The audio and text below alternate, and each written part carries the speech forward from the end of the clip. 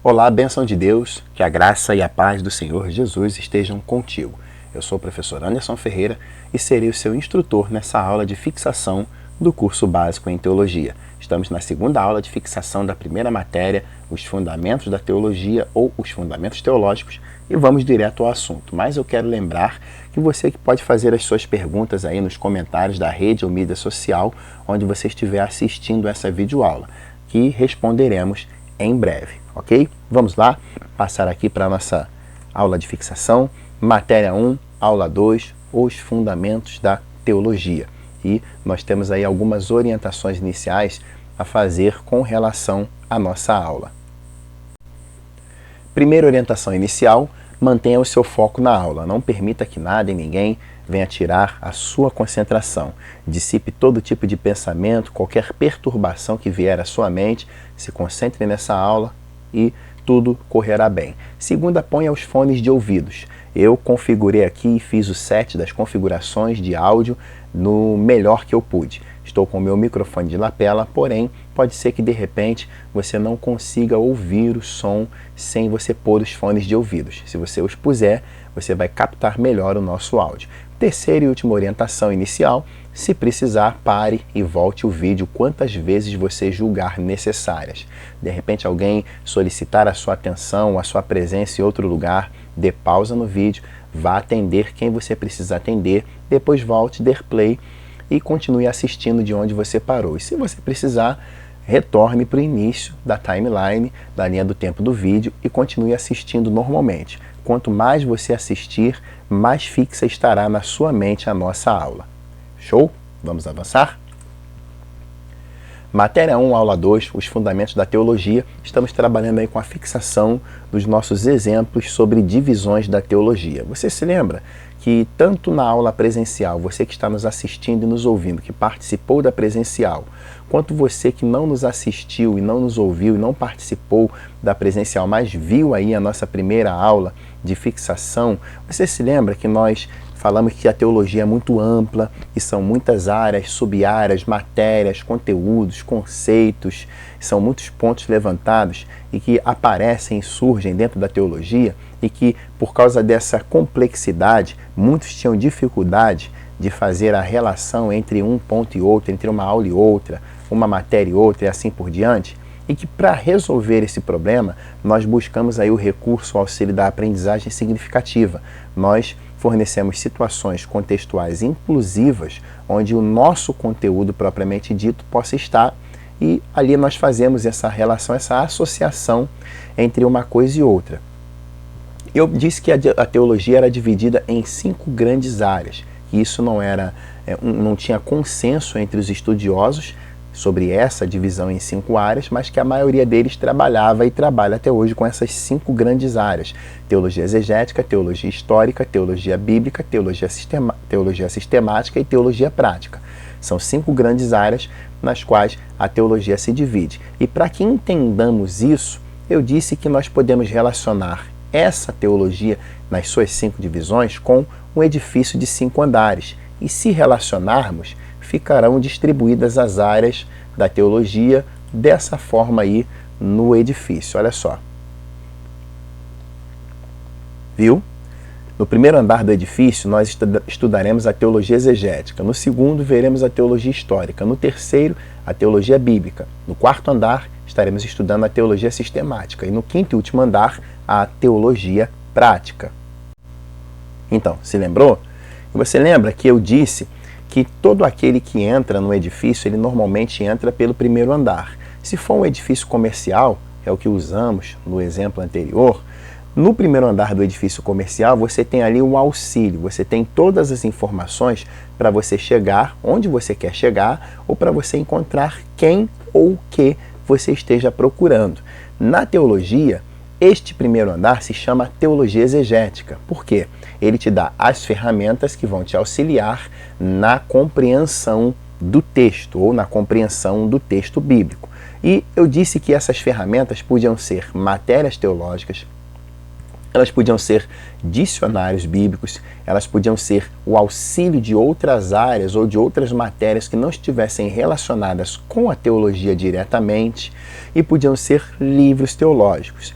No vídeo anterior, eu falei um pouco sobre as matérias teológicas, que essas matérias podiam ser introdução bíblica, hermenêutica, que é a ciência da interpretação, geografia bíblica e muitas outras. Eu também disse que o auxílio de outras áreas que não estão relacionadas diretamente com a teologia podia vir da geografia secular, para você fazer de repente um grau comparativo ou ver os comparativos entre a geografia dos tempos bíblicos e a geografia atual, algumas mudanças geopolíticas que houve de lá para cá, do Antigo para o Novo Testamento. A geografia secular pode te dar um help, uma ajuda para você entender a diferença entre a geografia dos tempos bíblicos e a geografia atual. Por exemplo, não tem como eu e você sairmos daqui para a Palestina usando um mapa do Antigo Testamento ou dos tempos bíblicos. Muita coisa mudou, nomes foram alterados, foram mudados, outros bairros e outros municípios foram incluídos dentro de algumas áreas e muita mudança houve de lá para cá. E essa geografia secular, ela poderá te dar uma ajuda no que diz respeito a isso. Você também poderia estar recebendo auxílio, ajuda ali no primeiro andar da arqueologia, como por exemplo, os métodos de datação e muitas outras coisas. Porque tudo isso se constitui em ferramentas que vão te auxiliar na compreensão do texto bíblico. Até aí tudo bem? Ok. Agora eu vou tratar um pouco mais sobre o primeiro andar, de uma forma como nós elaboramos lá na nossa aula presencial, falando ainda do corredor com vários apartamentos, de cada apartamento ou cada sala com seus ambientes, e vamos procurar detalhar para os amados irmãos. Sendo assim, eu separei aí alguns slides aqui com algumas imagens, das quais falaremos minuciosamente nessa segunda aula de fixação. Olha só. Aqui está a planta baixa do primeiro andar do edifício Teologia, que se chama Teologia Exegética. Aqui a gente chama isso de baldrame, né? Quem entende um pouquinho de construção civil, de edificações, ou já viu aí a planta da sua casa, sabe o que eu estou dizendo. Aqui é cada um desses apartamentos. Aqui é um apartamento, onde você está vendo aí o circular com o mouse, é um apartamento. Daqui para cá é outro apartamento.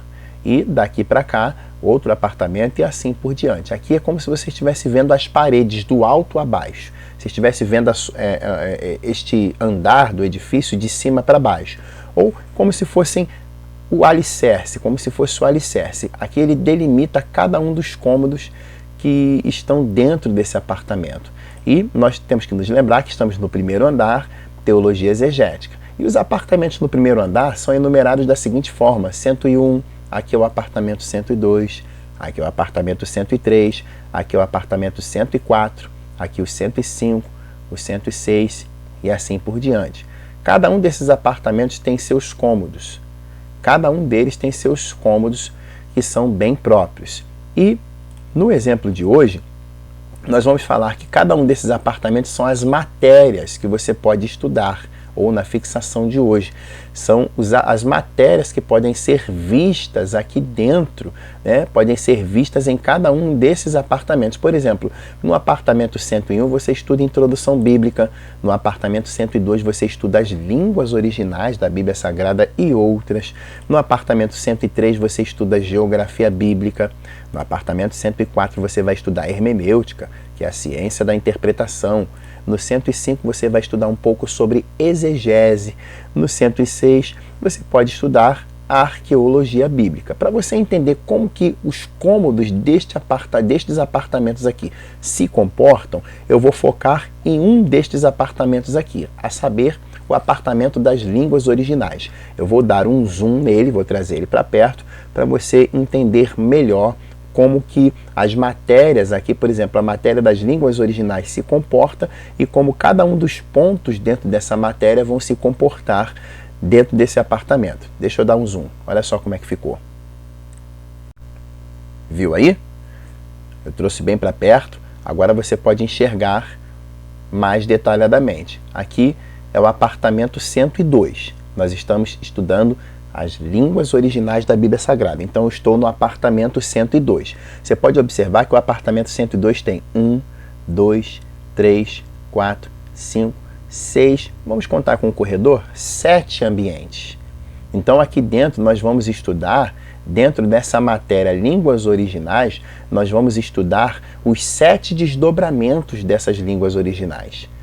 Vamos lá. Se você entrar nesse apartamento 102, você vem pela porta aqui, o primeiro ambiente, você vai estudar um pouco do hebraico bíblico, ou seja, a língua original que compõe a maior parte dos textos originais do Antigo Testamento. Aqui no primeiro ambiente você estuda um pouco sobre o hebraico. As palavras que estão no Antigo Testamento lá não surgiram, não foram escritas pelos escritores originais no português, como você está recebendo aí, como você tem na sua versão bíblica. É claro que não. Houve uma tradução de um idioma para o outro, uma adaptação. E professor, por que eu tenho que estudar o texto original, os textos originais da Bíblia Sagrada? Tem muitos motivos. Mas eu cito, por exemplo, você tem que estudar os textos originais da Bíblia Sagrada porque não há 100% de equivalência entre um idioma e outro. Nós não temos 100% de equivalência entre o hebraico dos tempos bíblicos e o português dos dias atuais, por exemplo. Eu não estou dizendo que esse déficit de equivalência ele vai prejudicar ou vai interferir negativamente na mensagem central da Bíblia Sagrada. É claro que não, mas para você falar com um pouco mais de propriedade, para você se aprofundar um pouco mais, você ir um pouco mais a fundo nos textos originais e você entender melhor, assim como os destinatários dos tempos bíblicos entenderam. É outra vantagem, é outro porquê de você estudar os textos originais, pois você vai estar se deparando com os textos ou com as palavras e expressões que os destinatários na época se depararam. Você vai entender como eles entenderam. Uma mensagem fiel, uma mensagem sem muitas adaptações idiomáticas ou dos idiomas. Por exemplo, tem tempos verbais que você vê no português que no inglês não tem.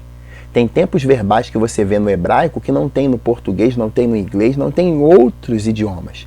E como que foi feito? Foi feita uma adaptação, uma aproximação para que entendêssemos a mensagem central. Então você vai estudar o texto original hebraico, você vai ver toda essa riqueza, você vai ver a cultura. Aqui, por exemplo, no primeiro cômodo do apartamento 102, que é um apartamento das línguas originais, que está lá no primeiro andar do edifício Teologia, que é o andar da teologia exegética, onde nós pegamos as ferramentas que vão nos auxiliar na compreensão do texto bíblico. Você entrou aqui nesse apartamento 102. No primeiro ambiente você estudou um pouco do hebraico bíblico. Que legal, beleza. Agora você passa pelo corredor e vem para o segundo ambiente, onde você se depara com o aramaico bíblico, que é o idioma original que fez sua contribuição para algumas porções do Antigo Testamento, a saber, algumas porções que estão no livro de Ezequiel, no livro de Daniel e em outros livros, como por exemplo o livro de Esther, o livro de Esther. E eles dizem que o aramaico, alguns estudiosos e especialistas desses idiomas dizem que o aramaico é uma língua irmã, é uma prima do hebraico. Elas têm poucas variações, elas têm pouquíssimas diferenças, mas não deixam de ser diferenças. Aí você vai estudar um pouco do aramaico, só para você ter uma ideia. O côvado, nos livros do Antigo Testamento que foram feitos com base no idioma hebraico, ele mede aí mais ou menos, não tem uma exatidão, mas mede mais ou menos 44,44 centímetros. Mas o côvado no livro de Ezequiel, em algumas partes do livro de Daniel, já mede 50 centímetros, da ponta do cotovelo até a ponta do maior dedo, com a mão esticada. Então, há diferenças na hora de você fazer as medições. Por exemplo, do templo mencionado pelo profeta Ezequiel, das outras medidas fora do livro de Ezequiel. Então você tem que analisar um pouquinho esse idioma para você entender. É onde muitos, sem saber dessas variações, atribuem errância à Bíblia Sagrada, ou erros, melhor dizendo, à Bíblia Sagrada, quando a Bíblia é inerrante e infalível. Então você entrou no primeiro ambiente, estudou um pouco sobre o idioma original hebraico, aí passou pelo corredor, veio para o segundo ambiente, estudou um pouco do aramaico, agora você volta para o corredor e entra no terceiro ambiente, onde você vai estudar o grego bíblico. E o grego bíblico é o idioma original com base no qual o Novo Testamento foi escrito, de Mateus a Apocalipse, com algumas pequenas porções ainda no aramaico e algumas raríssimas que você vai ver em alguns códices no hebraico. Mas a maior parte do Novo Testamento foi escrita com base no texto grego, no grego bíblico. No Novo Testamento eles já falavam o grego como nós hoje devíamos falar o inglês, que é a língua universal. Se o inglês hoje é a língua universal, devia ser considerada a língua universal, nos tempos bíblicos, a língua original, principalmente nos tempos bíblicos do Novo Testamento, ou mais especificamente nos tempos bíblicos do Novo Testamento, o idioma original, que era considerado o idioma universal, era o grego, por causa da ênfase do Império Romano. O Império Romano, na época da sua expansão, ele buscava se alastrar por todas as nações em volta do mar Mediterrâneo. E uma das principais atribuições que ele tinha que ter, ou um dos principais requisitos, era falar o idioma universalmente falado na época.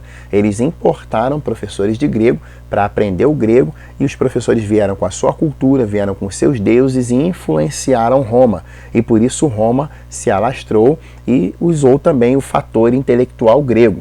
Nós vemos isso aí quando começamos a estudar um pouquinho sobre plenitude dos tempos e estudar o período interbíblico, que é o período de silêncio entre Malaquias e Mateus. Mas aqui, no terceiro ambiente, você estuda um pouquinho sobre o idioma grego. No grego do Novo Testamento, ele é muito mais fácil de ser entendido porque o grego ele está impregnado na nossa cultura atual, na filosofia, na medicina. Muitas palavras, ou quase todas as palavras da medicina têm origem no grego. Por exemplo, quando você está sentindo algum problema no seu coração ou suspeita de problema no coração, você procura o especialista do coração, que é chamado de cardiologista. Por quê? Cardia no grego é coração. Quando você abre a Bíblia no Novo Testamento e você vê um versículo escrito tendo a palavra coração, no idioma original grego, aquela palavra quer dizer normalmente cardia, normalmente, porque pode ter outros significados. Ou seja, você pode ver ali escrito coração, pensar que no texto original está cardia, mas pode ser que esteja psique. Se no Novo Testamento estivesse referindo ao coração, órgão de carne, vai estar cardia no grego. Mas se no Novo Testamento estiver coração se referindo à mente do ser humano, pode ser que você encontre psique. Então é por isso também que você tem que investigar o Novo Testamento. Mas essas palavras no grego estão bem próximas de nós. Quando você abre a Bíblia, por exemplo, e vê lá no Novo Testamento falar sobre olhos, você vai entender que no texto original grego essa palavra vem do oftalmos. E quando você está com problema na sua vista ou suspeita de problema na vista, você vai procurar o especialista dos olhos ou da visão, que se chama oftalmologista. Então, muitas palavras do grego são bem próximas da gente, porque o grego ele é o idioma usado na medicina. Nós usamos o grego no dia a dia. Por isso que você entende mais o Novo Testamento do que o Antigo. Você tem mais facilidade de entender.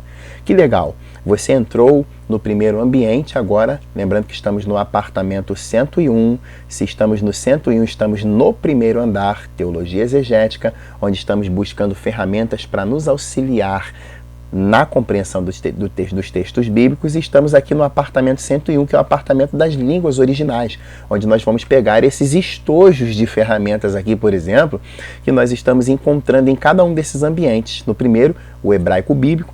No segundo, pegamos o estojo do aramaico bíblico. No terceiro, pegamos aqui o grande estojo do grego bíblico. E agora voltamos pelo corredor e vamos para o quarto ambiente. Este quarto ambiente aqui, que é onde nós vemos o latim, não é em todos os seminários teológicos que ele aparece. Tem seminários teológicos que não abordam, melhor dizendo, que abordam o quarto ambiente, que é o idioma latim, a saber, os seminários de base católica e alguns outros.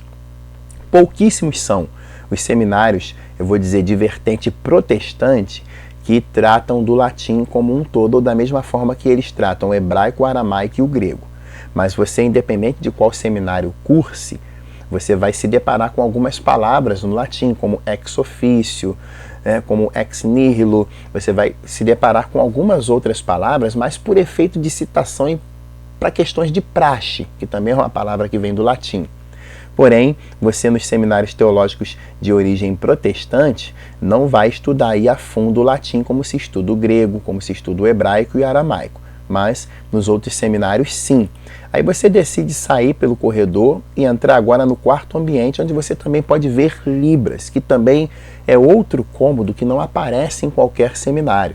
Alguns seminários incluem as Libras no apartamento aí das línguas originais, porque é um apartamento onde você se depara com idioma, você tem contato com comunicação. Então, por uma questão de classificação, eles colocam aí Libras para serem vistas no apartamento aí onde você se depara com as línguas originais ou com os idiomas originais. Mas independente disso, é bom que você estude Libras, é bom que você também se aperfeiçoe aí nessa linguagem. Aí você entrou no primeiro ambiente, estudou um pouco sobre o hebraico, veio para o segundo ambiente, estudou um pouco sobre o aramaico, legal. Foi para o terceiro ambiente, estudou um pouco sobre o grego. Dependendo do seminário, você deu uma mexidinha lá no latim. Você foi também para as Libras, para você entender um pouquinho sobre o que é Libras, sobre o que ela trata. Aí agora você voltou pelo corredor e vem para o quarto ambiente.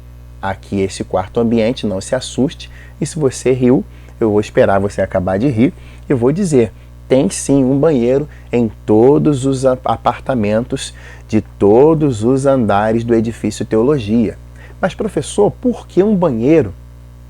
O que tem a ver um banheiro com estudar teologia?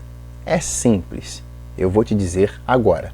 Quando você vai a essa dependência, seja no apartamento, seja numa sala, numa loja, em qualquer ambiente, vou usar aqui o que nós estamos tomando agora para a nossa analogia. Se você entra no apartamento 101 para estudar as línguas originais e lá tem um banheiro, essa dependência, você vai para quê? Tem muitas finalidades, tem muitos motivos pelos quais uma pessoa vai à dependência, vai ao banheiro. Eu vou citar, um deles é para deixar o que o organismo não precisa. Tem muita coisa que nós trouxemos na nossa caminhada teológica e cristã e que entrou na nossa mente, entrou na nossa estrutura cognitiva da nossa mente, está na nossa memória e que nós nem nos policiamos quando elas entraram. Elas entraram, como é que eu posso dizer, instintivamente, elas entraram intuitivamente, elas vieram junto com as outras, entraram no momento em que o nosso desconfiômetro não estava ligado. Eu não estou dizendo que você tem que desconfiar de tudo, mas que você tem que analisar tudo o que você ouve e principalmente o que você fala. Tudo que você ouve porque pode fazer parte do seu caráter. O que você fala porque pode ser que vai influenciar alguém. Então, nós temos que nos preocupar com isso. E aqui nós deixamos aquilo que nós não precisamos mais. Quando você se depara com um conhecimento como esse, por exemplo, a sua mente se abre. E quando a sua mente se abre, ela faz isso tanto para o lado externo quanto para o lado interno. Para o lado externo, ela se abre sobre o que você vai falar, sobre como você vai agir a partir desse momento, sobre como você vai se relacionar com as pessoas. E para o lado interno, sobre seus conceitos. Você vai analisar seus conceitos, vai analisar a sua prática de vida, vai analisar a sua ética. Você vai fazer uma introspecção. Então, tem muita coisa que você de repente vai ver que trouxe até aqui, das quais você não precisa mais. Então aqui é o ambiente onde você faz uma reflexão e você vê o que vai ser necessário levar e o que não será mais necessário, você vai deixar.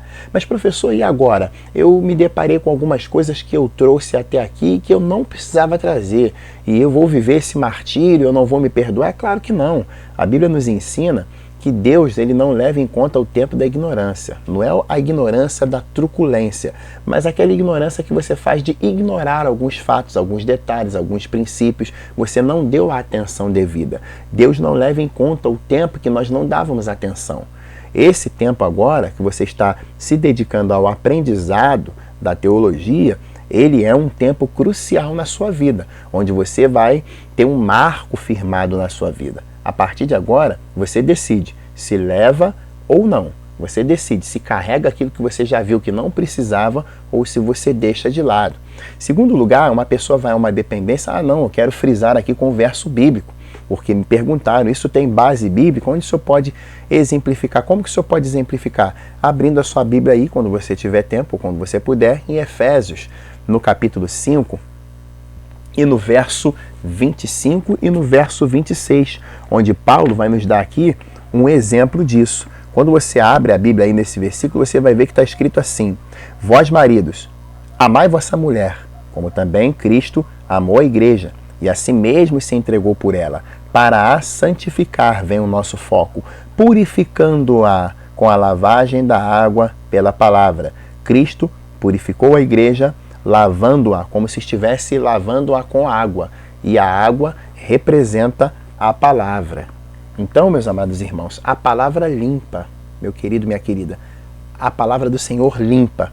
Quando você está no seminário teológico, preze por estar com a sua Bíblia, preze por fazer perguntas que levem o seu professor, seu instrutor ou seu mestre a ler a Bíblia Sagrada ou a mencionar referências bíblicas, pois a palavra do Senhor ela vai te limpando, vai confrontando aquilo que tem dentro de você, ela vai pondo na balança.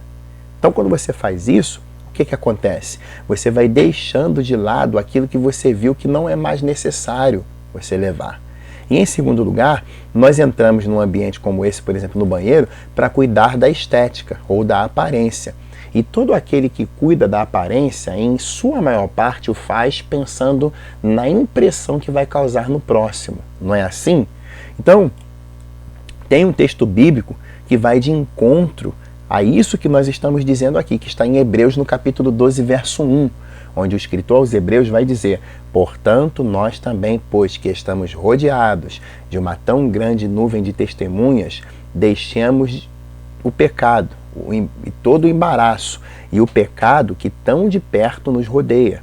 Eu vou repetir: portanto, nós também, pois que estamos rodeados de uma tão grande nuvem de testemunhas, deixemos todo o embaraço e o pecado que tão de perto nos rodeia. Se você ler o versículo de trás para frente, você vai chegar à conclusão que o escritor aos Hebreus estava querendo dizer a seguinte verdade: olha, porque o pecado nos rodeia tão de perto e qualquer embaraço pode nos pegar, devemos deixar essas coisas, porque tem gente nos observando. E é verdade. Tem gente o tempo todo nos observando. E por elas estarem nos observando, nós devemos nos policiar naquilo que falamos. E para que não falemos o que não deve, nós não devemos também aprender o que não deve. Não devemos trazer na nossa vida coisas que são supérfluas, coisas que são descartáveis, desprezíveis. E no seminário teológico é o lugar onde você vai se deparar com essa verdade e você vai parar nessa esquina da vida, onde você vai ter que decidir se carrega essas crenças limitantes, esses falsos conceitos, as falsas ideias, as pegadinhas teológicas que na verdade não têm fundamentos bíblicos, ou se você vai carregar isso para a sua vida inteira, ou se você vai deixar de lado. Coisas que são citadas de cima de púlpito, por exemplo, o mar do esquecimento, que você sabe que não tem base bíblica, Deus joga assim, como está escrito em Miqueias no capítulo 7, nas profundezas do mar. Mas não está escrito que joga no mar do esquecimento. Então essas coisas, elas podem influenciar negativamente as pessoas. E muitas outras que nós podíamos citar aqui. Então você tem todos esses ambientes aqui que fazem parte do apartamento 102, que é o apartamento onde você estuda as línguas originais. E tem mais um que eu quero citar aqui antes de terminar essa aula de fixação, que é o corredor. O corredor, ele é o quê? Ele é o acesso. Ele é a ligação entre os cômodos ou entre as matérias que são estudadas aqui dentro desse cômodo, dentro desses cômodos. E o corredor ele tem muitas finalidades, mas eu quero destacar aqui uma que é muito importante. O corredor permite o intercâmbio entre as matérias dentro dessa sala ou dentro desse apartamento que nós estamos aqui estudando. Você pode observar que o corredor ele liga o primeiro com o segundo, ambos com o terceiro, com o quarto, com o quinto, com a dependência, com o banheiro. O corredor ele trata de fazer esse intercâmbio. Quando nós nos preocupamos em trabalhar este corredor aqui, que aparece em todos os apartamentos, assim como o nosso banheirinho aqui aparece também em todos os apartamentos, porque em todos os apartamentos de todos os andares você terá a possibilidade de se deparar com coisas que você não precisa mais levar na sua jornada teológica, e você também terá que se preocupar com aquilo que os outros vão ver e que os outros vão dizer com relação ao que você está aprendendo ali. Então, com o corredor é da mesma forma. Temos que nos preocupar com ele, porque é ele quem fará a ligação ou a relação entre um cômodo e outro e entre todos os cômodos. Tem seminários teológicos que não se preocupam com isso.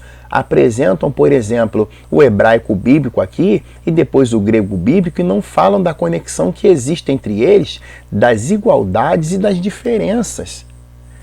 Nós temos que nos preocupar com isso. Eu vou te dar um exemplo. Palavras no Antigo Testamento que são vistas no Novo Testamento. Expressões no Antigo que você também vê no Novo Testamento. Qual é a diferença ou a relação entre os significados delas? Significado no texto original. Por exemplo, qual é a etimologia da palavra amor no Antigo Testamento e a etimologia da palavra amor no Novo Testamento? O significado delas, no Antigo e no Novo, elas têm o mesmo significado? Elas são diferentes? Por essa e outras finalidades, este corredor em todos os cômodos é muito importante. Você sabe, por exemplo, que no Novo Testamento, no grego, melhor dizendo, nós temos algumas palavras lá que foram traduzidas para o português como sendo amor. Você vai ver aí amor no dicionário da língua portuguesa e ele tem um significado. Agora, quando você abre um dicionário bíblico no grego e você procura lá amor, pode ser que seja ágape, pode ser phileo, pode ser eros, pode ser storge, pode ser kolau, que vem da palavra grega kola. Então, muitas são as possibilidades, as variantes de uma palavra no texto original e que quando foi traduzida para o português ou para o idioma que você tem hoje na sua Bíblia Sagrada e nas suas mãos, pode ser que eles não encontraram termos equivalentes, eles usaram os aproximados. Não muda em nada, mas você vai mergulhar mais profundo nisso. Você vai ter uma profundidade maior e vai falar com mais exatidão. Então, quando você fizer essa pesquisa, você vai se deparar com esse tipo de variante e você precisa sim se policiar com relação a isso. Eu vou falar algo aqui e na próxima videoaula, de repente eu explico melhor por causa do nosso pouco tempo, ele está se esgotando. Mas você lembra no finalzinho do Novo Testamento, que depois, no finalzinho dos Evangelhos, corrigindo aqui, que depois de Jesus ter ressuscitado, ele se encontrou com os discípulos. Você se lembra que antes de ele morrer, ele disse para Pedro que antes que o galo cantasse, Pedro o negaria 3 vezes e isso aconteceu? Legal. Agora você lembra do relato bíblico de como Pedro estava depois de ter Jesus ressuscitado, se lembrando daquela negação de 3 vezes que ele fez com relação a pertencer ao grupo de Jesus? Pedro com certeza estava cabisbaixo, refletindo sobre o que aconteceu. E Jesus estende as mãos, eu creio, e pergunta para Pedro: Simão, tu me amas mais do que estes? E Pedro responde: sim, Senhor, tu sabe que eu te amo. E Jesus diz: apacenta as minhas ovelhas. Jesus perguntou 3 vezes. Acredite, se você pesquisar no texto original, você vai ver que quando Jesus perguntava sobre amor para Pedro, Jesus perguntava e a palavra original era ágape. E quando Pedro respondia phileo. Ágape é o amor incondicional e phileo fala de amizade. Então, você vai ver o porquê que Jesus estava perguntando 3 vezes. Observando tudo isso, você entende a importância de se estudar línguas originais no apartamento 102, no primeiro andar do edifício Teologia, que é Teologia Exegética, onde você recebe o auxílio para entender o texto bíblico e todas as outras matérias com as quais você se deparará ao subir para os outros andares do edifício Teologia, ok? Então, ficou assim. Show de bola, não é verdade? Eu fico por aqui. Essa foi a 2ª aula de fixação do nosso curso básico em Teologia e eu quero repetir aqui, reiterar o que eu disse. Se você tiver alguma pergunta a fazer, pode fazer nos comentários aí da rede ou da mídia social, onde você estiver assistindo essa videoaula, que vamos responder em breve. Eu agradeço a sua paciência, a sua compreensão. Muito obrigado pelas suas orações e continue orando por nós, para que Deus nos dê condições de continuar transmitindo este conhecimento. Muito obrigado, Deus te abençoe. Até a próxima, em nome de Jesus.